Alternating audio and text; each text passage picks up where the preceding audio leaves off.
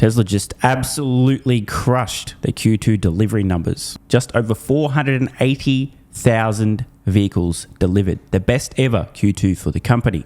This despite the deletion of both Model S and X to make room for the first generation Optimus robot production lines. Compared to Q2 last year, which was just over 380,000. This is a difference of nearly 100,000 vehicles. And naturally, after this record-breaking Q2 blowout, the most ever vehicles delivered in a Q2 for Tesla, and their fourth highest quarter for vehicle deliveries of all time, keeping in mind, typically certain quarters of the year tend to be very high versus others, meaning this is a major standout. Naturally, Tesla stock shit the bed today, down 7.5%.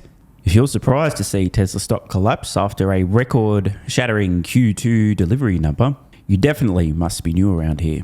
If only things were that simple. Good news, stock goes up. Bad news, stock goes down. No news, stock does nothing. If only things were that simple. Before we get to some coverage of Tesla's deliveries, just wanted to say happy 23rd birthday to Tesla, who overnight posted this. 23 years ago, we set out to prove that electric cars could be great. Not just great electric cars, but the best cars overall. We've gone from one electric sports car to over 9 million vehicles on the road. Plus, Model Y becoming the world's best-selling car of any kind only 3 years after first deliveries. 5 gigafactories and other manufacturing sites across 3 continents. The largest and most reliable fast charging network with over 80,000 superchargers globally.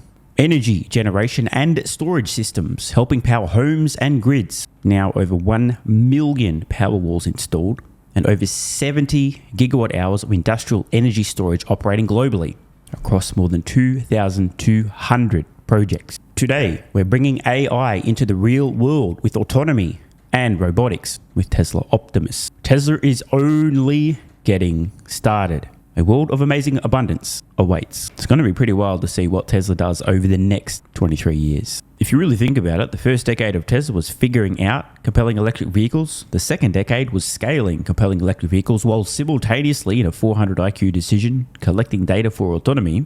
The next decade is going to be rapidly and widely scaling fully autonomous vehicles, shout out to the Cybercab, while also scaling up the Optimus humanoid robot.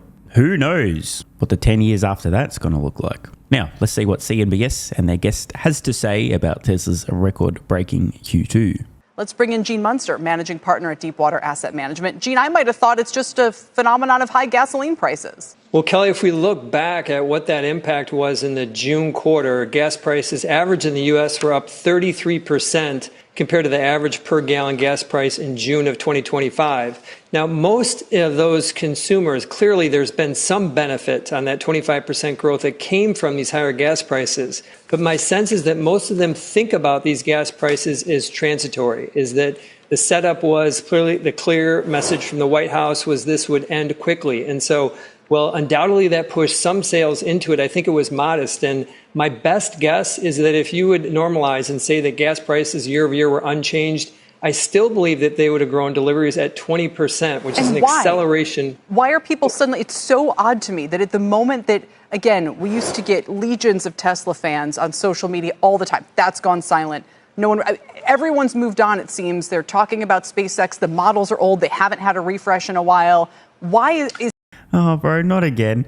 The models are old. They haven't had a refresh in a while. God damn it, these people are...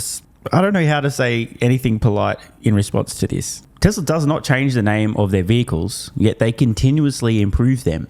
Not just one refresh per year, not just one slight adjustments. They're constantly getting better. But the name doesn't change. Therefore, they're getting old. They haven't been refreshed in a while. And it's not just that Tesla does incremental, constant improvements to the products, but they also, in addition to this, do major overhauls, such that today's Model 3 performance is objectively a much better product across the board than was Tesla's Model S, their top-of-the-line vehicle, half a decade or so ago. The first-gen Model 3 performance didn't have a rear screen, the ventilated seats, the acoustic glass. I could keep going on. It's so stupid that you hear things like this. Oh, the name's the same, therefore they're getting old.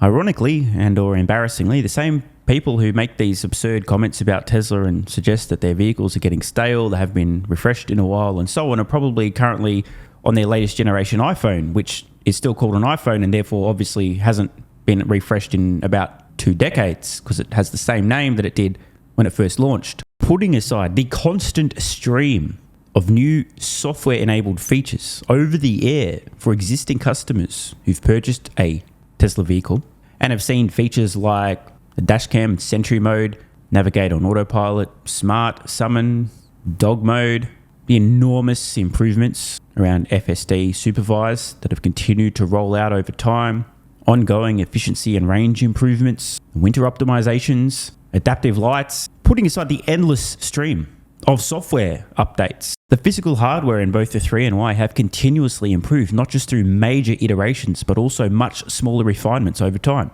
It's such an absurd thing to suggest that these vehicles haven't been updated in a while. They're constantly being updated. And just today, the Model Y long wheelbase, the 6-seater Model Y, is now finally being produced at Giga Texas, which, strangely enough, is lagging dramatically behind China, where this launched months ago. I mean, I feel bad for the folks on CNBS sometimes. So they don't really understand. They don't know. They're just being told what to say and ask. Don't really dig deep on anything. But this is pretty embarrassing. She's actually seeming to be surprised as to why there would be a big increase in Tesla vehicles delivered in a quarter, given the fact that their products haven't been updated in so long. Anyway, let's see Gene Munster, no doubt, very delicately respond to this asinine question/comment. Is Tesla suddenly seeing such high demand? Well, the dynamic's pretty complicated, and it comes back to what we've seen over the past 2 years, this EV winter, when sales were down 1% in calendar 24, down 8% in calendar 25, and down expected to be basically down 2%. So I think there's been some pent-up demand that has pulled some of that through. And also, I just think that consumers are becoming progressively more open to electrification. Mm-hmm. I think that seems to go in the face of kind of what we've heard about big gas, but the numbers aren't lying. I think that there is some substance here. There's another small factor around Doge, which is effectively that ending a year ago, I think has created some benefit, a little bit of a tailwind in terms of the brand. But the bigger picture here is that this delivery number, this is exactly what Tesla investors have been craving for the past 2 years when that EV winter started. Right. And even if you discount it, it's still a meaningful positive. No, it's a huge positive. Now By the way, in case anyone forgot, Tesla now has available both the Model Y Standard and the Model 3 Standard. Their most affordable entry-level vehicles. A more affordable version of your incredible Model Y and Model 3, meaning more people can afford them. What are the odds that this is also contributing to a meaningful increase in vehicles delivered? finally get it. The shares are off 8%. Now, it would be one thing if they were up 40% this year, but they're not. They've been selling off steadily. They were up maybe 12% last week into this, so a little bit of pull forward there, but they've hardly been an outperformer. And now we get this amazing number, and they're dumping it to the tune of 8%. So I want to zero in on kind of the play-by-play of what happened in the past weeks. I think it is material to understanding what's happened here with this trading today is that you're right, that the stock was up 12% over the past week. That compares to 4% versus the NASDAQ. And that came out when that whisper number effectively kind of leaked onto the street, that up 22. We just had to stop in case you guys didn't notice. Guest disclosures. Gene Munster. Tesla stock ownership, guest, aka bro over here, Gene Munster. Does he own Tesla stock? Yes. This is extremely uncommon among guests in the finance media talking about companies, which is a little bizarre. I like to see this. It means Gene Munster has skin in the game. He owns Tesla stock. He has an incentive to know what the fuck he is talking about. And clearly, if he owns the stock, it's probably because he believes he's likely to see a reasonable return by holding the stock. This is a great signal. 2% whisper number. And so I believe that was kind of, that clearly had an impact. We can go back and look at when those numbers came out and look at the stock reaction. As far as the bigger question, I mean, really what this comes down to is we can debate how good of a number this is, what was the levers in it, how much lower gas prices.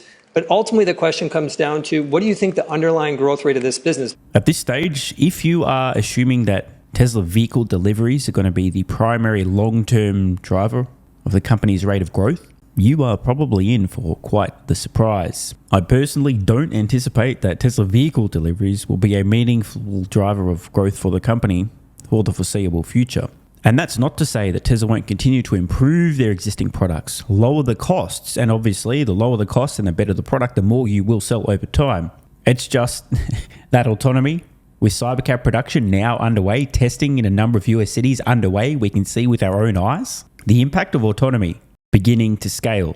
The outsized impact of Tesla cranking out Cybercabs and saturating city after city after city in the US and then the rest of the world with autonomous vehicles is going to be so enormous relative to Tesla increasing vehicle sales. There's just no reasonable scenario in which I see Tesla vehicle deliveries being able to meaningfully move the needle on the company's rate of growth in terms of revenue, or more importantly profits, when autonomy is beginning to scale. Thanks for watching. If you appreciate the content and want to support the channel, check out the links below where you can get early access to daily videos, unlock hundreds of exclusive pieces of content, and plenty more. AG1 has been part of my daily health protocol for almost half a decade. It's packed full of vitamins and minerals and helps me fill in nutritional gaps while supporting energy, digestion, and immune function. It also has prebiotics and probiotics to promote gut health. I take my health very seriously, and so should you.